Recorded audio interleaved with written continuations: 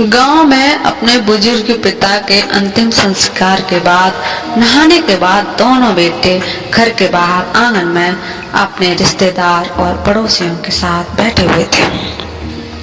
कुछ लौट चुके थे और कुछ वहीं अब तक एकत्रित थे। इतने में बड़े बेटे की पत्नी आई और उसने अपने पति के कान में कुछ कह दिया। बड़े बेटे ने अपने छोटे भाई की तरफ देखकर अंदर आने का इशारा किया और खड़े होकर वहां बैठे लोगों से हाथ जोड़कर कहा, अभी 5 मिनट में आता हूँ। फिर दोनों भाई अंदर चले गए। कमरे में गए।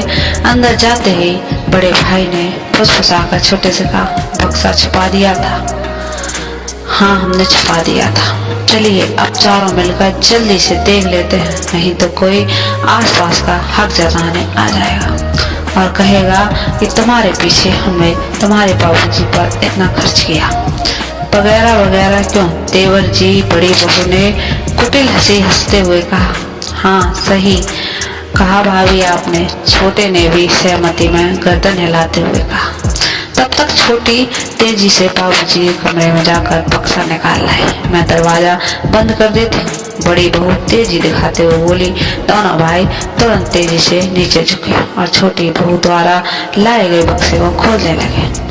और पहले चाबी तो वो ऐसे थोड़े ना खुलेगा। मैंने आते ही ताला लगाकर चाबी छुपा ली थी। बड़ी बहू ने अपने पल्लू में एक छोर पर बंधी हुई चाबी निकाली और अपने पति को पकड़ा दी।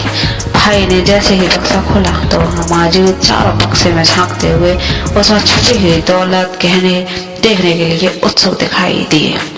बक्से में बड़े और छोटे की पुरानी तस्वीरें, कुछ बर्तन, कुछ उन्हीं दोनों के छोटे छोटे कपड़े सहेज कर रखे हुए थे। चारों को विश्वास नहीं हो रहा था कि कोई ये सब भी वाला सहेज कर रखता है। उन्हें उम्मीद थी बाबूजी यहाँ गांव में उनकी स्वर्गीय सासू माँ के गहने, रुपए इत्यादि संभाल कर रखे हुए, लेकिन यहाँ तो चारों के चेहरे निराश से भर गए। तभी बड़े भाई ने कहा, मुझे तो पूरा विश्वास था कि बाबूजी ने कभी अपनी दवाओं तक के रुपए नहीं लिए, तो उनके बचत के रुपए और माँ के गहने इसी बक्से में रखे होंगे। लेकिन इसमें तो तभी छोटे भाई की नजर बक्से में कोने में पड़ी। कपड़ों के बीच एक थैली पर गई। उसके तुरंत आगे बढ़कर उस थैली को बाहर निकाला। ये देखकर सबकी नजरों में अचानक चमक आ गई। सभी ने लालची नजरों से उस थैली को टटोला।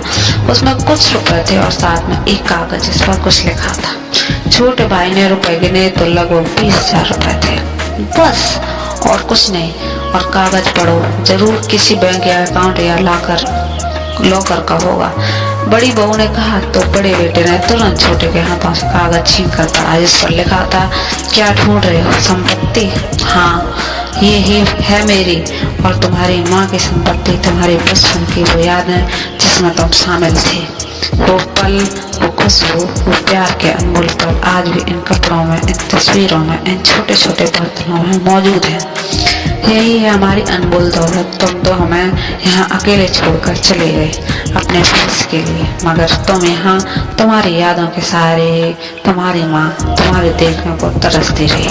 शायद मैं भी अब तक तुमसे कोई पैसा नहीं लिया, अपनी पेंशन से ही, मगर तुम लोगों को हमेशा इस बक्से में अनमोल दौलत है जानबूझकर समाता रहा।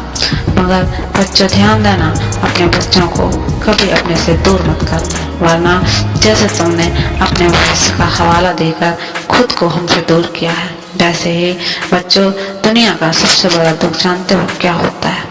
अपनों के होते हुए भी किसी अपने का पास नहीं होना। जीवन में उस समय कोई दौलत, गहने, संपत्ति काम नहीं आते। बच्चों, मैं मरने के बाद भी तुम पे बोझ नहीं बनना चाहता, इसलिए ये पैसे मेरे अंतिम संस्कार का खर्चा है। पूरा कागज पढ़ते ही बेटे के साथ साथ छोटा बेटा भी फूट फूट कर रोने लग गया।